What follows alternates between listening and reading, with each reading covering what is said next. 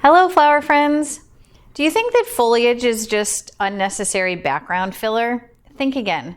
In today's video, I'm going to show you why I love foliage and how you can use it like a pro in your designs. My name's Ellen Frost. I'm building a community of flower nerds online by sharing knowledge and creating connections. If you're a flower nerd like me, subscribe to my free weekly newsletter. The link is in the description. There are lots of pros to using foliage in your floral designs. The first one I want to talk about is creating a natural garden style design.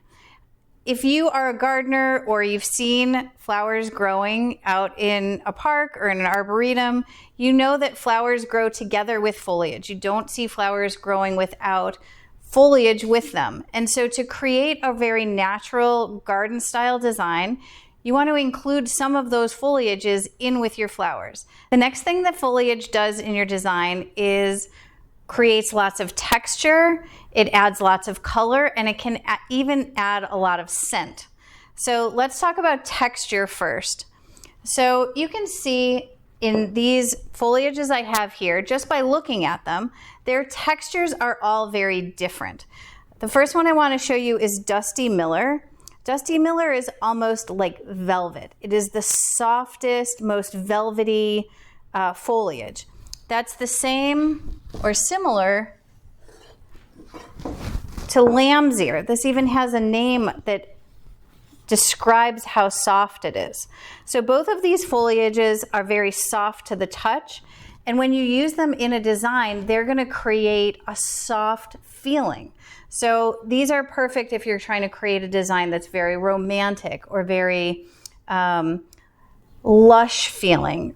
You want to use something that has this kind of texture. There are other foliages that have completely opposite texture. So Rosemary, for instance, has a very spiky texture. The same with this very branchy deutzia. You can see this is a woody stem, and these textures are completely different. They're going to create a different feel in your design.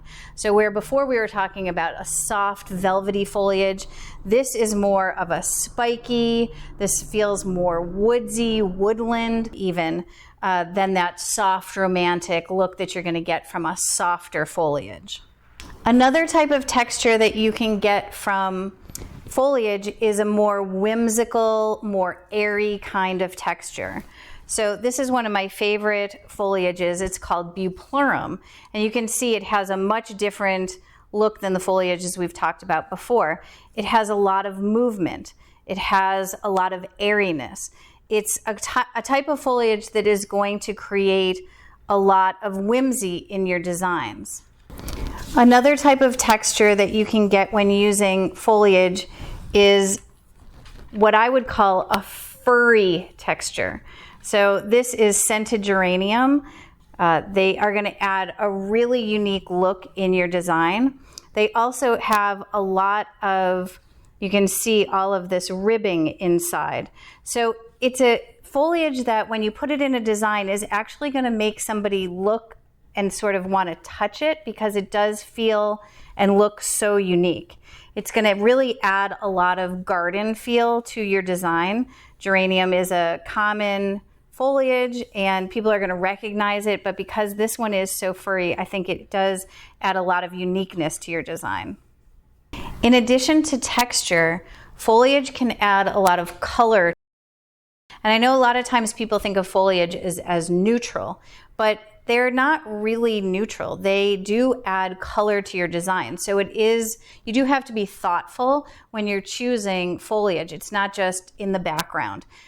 You have to really be thoughtful about what color your flowers are and what color foliage is going to complement those.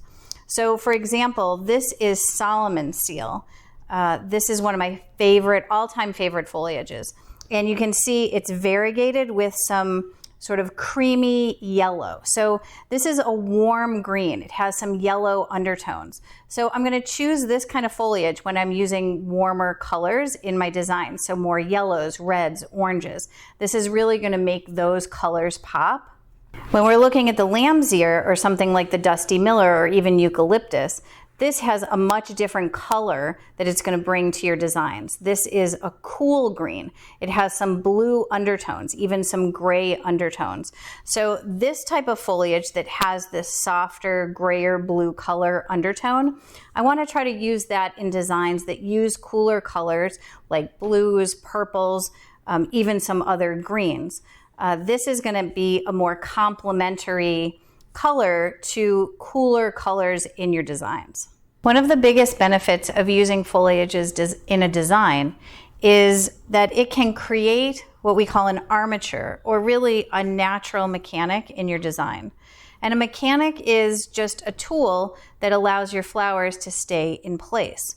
So sometimes you would use chicken wire or a floral frog as a mechanic. For this type of vase, because the vase is pretty wide, I'm going to use foliage as my mechanic. So I'm going to create a structure with the foliage so that my flowers have a place to rest. The first foliage I'm using is just Euonymus. This is one of the most common garden foliages. In the spring, it's really bright green. And I make sure to keep all of the leaves out of the vase. And I'm just going to put them in sort of in a cross, sort of crossing each other. That's what is going to create the armature or the mechanic. So after the Euonymus, I'm going to use a little bit of scented geranium. This is a little bit of a darker green, but what that's going to do is, first it's going to add some scent to my design, which I love. And it's also going to add a different texture because you can see it has really frilly leaves. So I'm going to add a little bit of that. And again, I'm putting them in at an angle so that I am creating that armature where my flowers are going to sit. You can also use the foliage to decide how tall or how wide you want your design to be.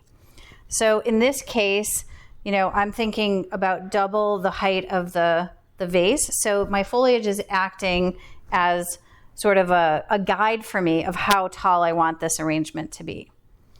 So I'm also going to add a little bit of the Solomon seal. Again, this gives me a little bit of a different texture. And because it's variegated, it gives me some more color interest as well. So it has these creamy, sort of almost light yellow stripes on them. And that's going to add a lot of interest into my design. All right, lastly, I'm going to put in some of this Bupleurum. And like I said before, the Bupleurum adds a little bit of whimsy and a little bit of a different shape to my design. And I'm going to still put these in at an angle, but I'm going to let them be a little bit taller. I'm also going to cut a couple so that they hang off of the side so that you can really feel that little airy droop. My arrangement could be done, honestly, if I wanted to just have a foliage arrangement. This is a very interesting, it's full of color, it's full of texture, it's full of scent, but I am going to add some flowers. So I have created this structure to hold my flowers in place because I would not be able to just put these flowers in a wide open vase without any structure. These are, starting with snapdragons, these are really skinny. So what my foliage is going to do is hold these in place right where I want to place them. So I'm adding these bright pink snapdragons, and they are really popping against this green. That's another one of the benefits of using foliage, is that it allows your flowers to have a background to really pop. All right, next I'm going to put in a little bit of this blue delphinium. And I'm going to keep these a little bit taller, but again, this stem is skinny, so without the foliage, it would not have anywhere to be held. So the foliage is holding my delphinium in place and allow it to stand up almost straight in exactly the position I want it to. And I'm taking these leaves off. I want to just point out that while I have a lot of foliage here, I don't want to keep the foliage on these flowers because that's not their intended purpose. They don't add to the design, so I am taking all of my leaves off and making sure that it's just my flowers that are being highlighted.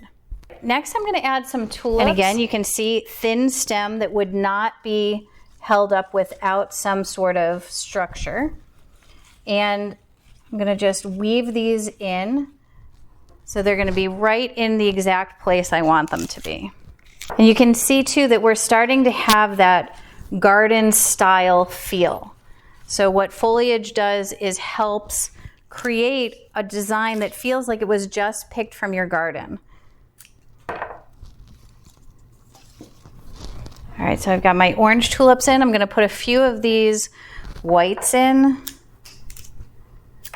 This is Exotic Emperor, this white. It has a really unique shape. It's almost pointy. Then lastly, I'm going to add some of these yellow poppies.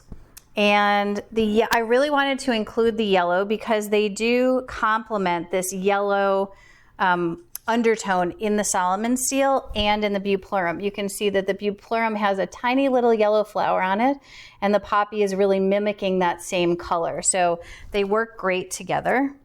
And poppies, again, have a very thin stem. While they would be able to stand up in something like a bud vase, they wouldn't be able to stand up here without this structure. I can even use the foliage to prop up the head of my flower if I need to position it so that its head is upright. Poppies do sometimes have a downward facing habit. You can see this one has a little bit of a curve. So I can use my foliage to prop that up. Again, that's a benefit of having foliage in your design. So now that poppy has got its head propped up so that you can totally see it.